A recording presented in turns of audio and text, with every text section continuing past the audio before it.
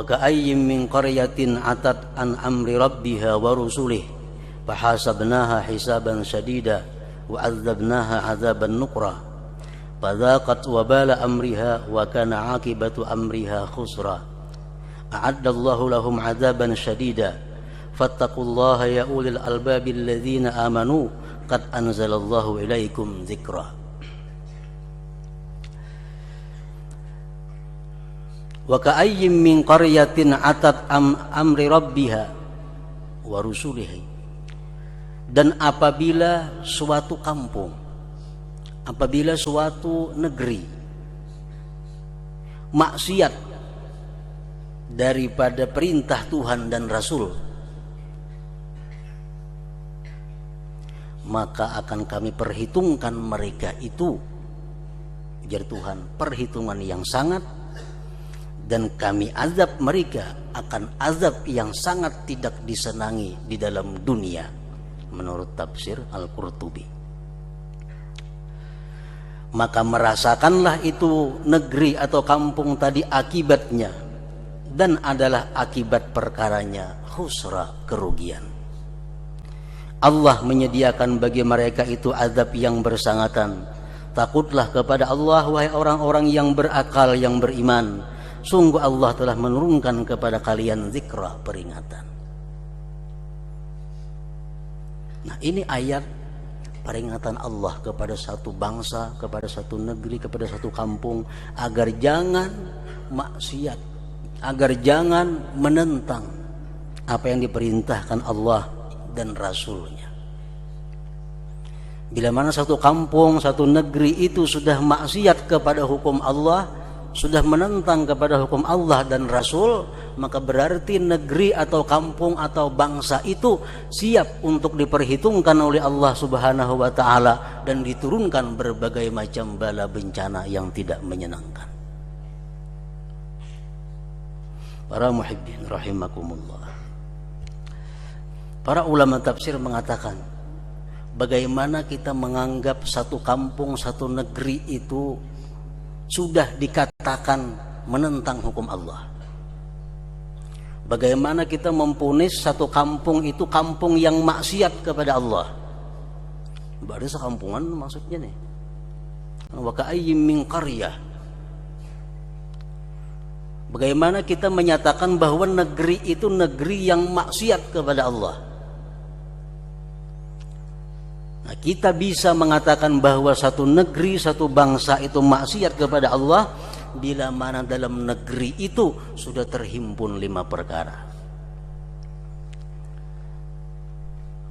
5 perkara ini ada dalam negeri itu. Maka siap-siaplah untuk menerima perhitungan dan azab yang sangat tidak menyenangkan. Yang pertama, apabila di negeri itu, di kampung itu, iza abtal ulama bighairi ilmin, apabila di negeri itu para ulama berfatwa dengan tidak berdasarkan ilmu. Ulama-ulama baik yang ada di majelis ulama atau yang di pinggiran, mereka memberikan fatwa kepada masyarakat bukan berdasarkan ilmu, bukan berdasarkan hukum Allah, tapi berdasarkan perkiraan-perkiraan, kira-kira tangguhan-tangguhan. Orang tuan guru apa hukumnya ini? Waktu kira-kira haram. Nah, kira-kira haram. Nah, tuan guru seperti ini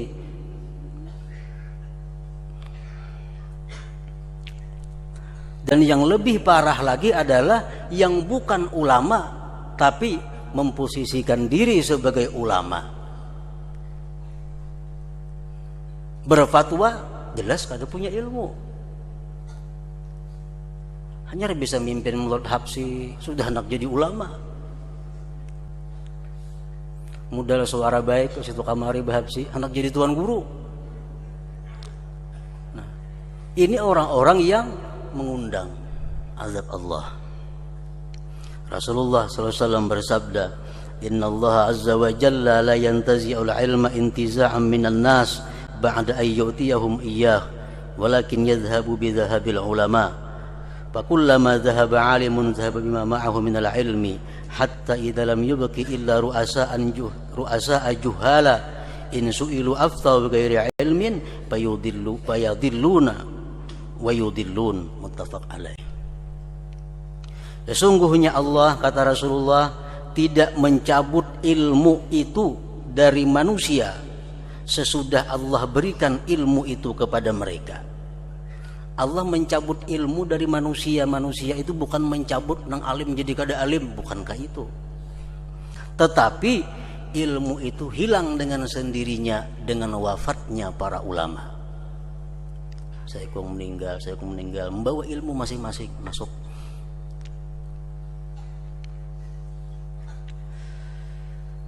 Manakala pergi atau wafat seorang alim, maka wafat jualah ilmu yang ada dalam dirinya. Empat juga. Sehingga bila mana Allah tidak menyisakan kecuali pemimpin-pemimpin yang jahil, yang bila mereka ditanya mereka akan berfatwa dengan tidak berdasarkan ilmu, karena memang kada mengaji orangnya. Fayadillun, maka mereka sesat dan menyesatkan orang lain. Nah, di negeri itu, di kampung itu, ulama-ulama sudah berfatwa tidak berdasarkan hukum Allah, tidak berdasarkan ilmu yang benar. Satu itu. Yang kedua, idza jaral umara fil hukmi, apabila para pejabat-pejabat itu sudah zalim dalam menetapkan satu keputusan. Apabila pejabat-pejabat itu sudah tidak memihak kepada rakyat-rakyat yang miskin, yang fakir, yang kecil. Apabila para pejabat-pejabat itu sudah mementingkan dirinya, mementingkan kelompok dan pendukungnya. Pejabat itu umum. Ada pejabat yang di legislatif, di DPR itu pejabat juga. Mereka yang tugasnya maulah undang-undang, maulah peraturan-peraturan. Mereka bikin peraturan yang menguntungkan kelompok mereka. Maulah undang-undang yang bikin rakyat jadi sakit. Nah, itu adalah pejabat-pejabat legislatif yang zalim. Atau pejabat-pejabat yang di pemerintahan, seperti eksekutif ngarannya, atau bupati macam gubernur. Nah, mereka ini memberikan kekayaan negara atau pekerjaan-pekerjaan kepada orang-orang yang mereka sukai, kepada kelompok-kelompok yang mendukung mereka. Ini pejabat-pejabat eksekutif yang zalim. Padahal seorang pejabat itu begitu dilantik jadi pejabat, dia menjadi pemimpin rakyat seluruhnya. Baik rakyat yang mendukung, baik rakyat yang anti, baik rakyat yang dulunya kadang mendukung, semuaan adalah rakyatnya. Atau pejabat-pejabat yang ada di yudikatif hukum, polisi, jaksa, hakim. Nah, mereka ini menghukumkan bukan dengan hukum yang sebenarnya, tapi dengan hukum-hukum tergantung orang yang memintanya.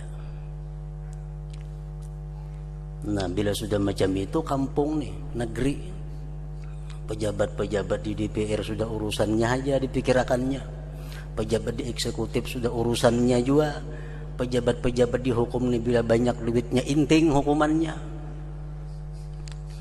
mengundang akan murka Allah Subhanahu wa ta'ala.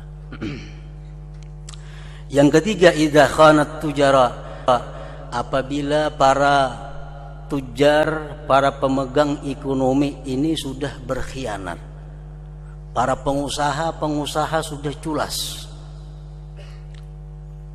Orang yang berdagang culas, orang yang menukar bercampur duit palsu culas, orang yang jadi pemburung culas. Khianat para pengusaha. Minyak berjual dicampur banyu, campur itu, campur ini.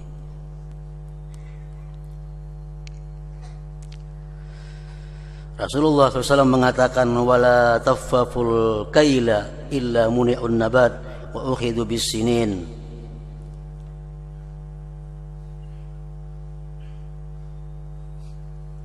Mereka itu tidak mengurangi akan takaran, melainkan mereka akan ditindak Allah dengan krisis ekonomi. Susah mencari kehidupan, susah mencari bahan-bahan pokok kehidupan. Akibat para pengusaha kita ini suka mencari keuntungan belaka tanpa memikirkan, mementingkan orang banyak.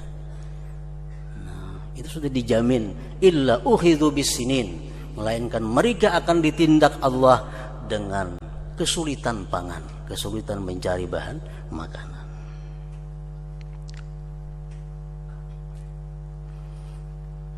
Yang keempat, idza fasaz zina war riba, apabila sudah tersebar perzinahan dan riba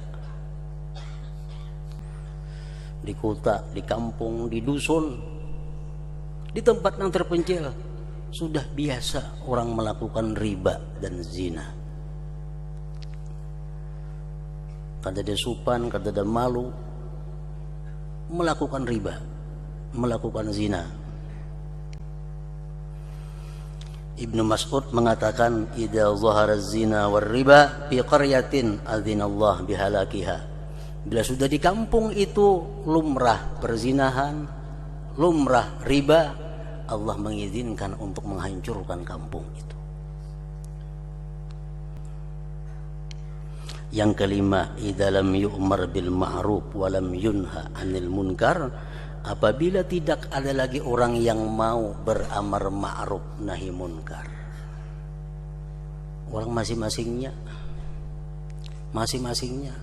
nang betilanjang gak kada ditagur, nang minum arak kada ditagur, nang kayak apa kada ada lagi nang mau menagurinya, masing-masingnya.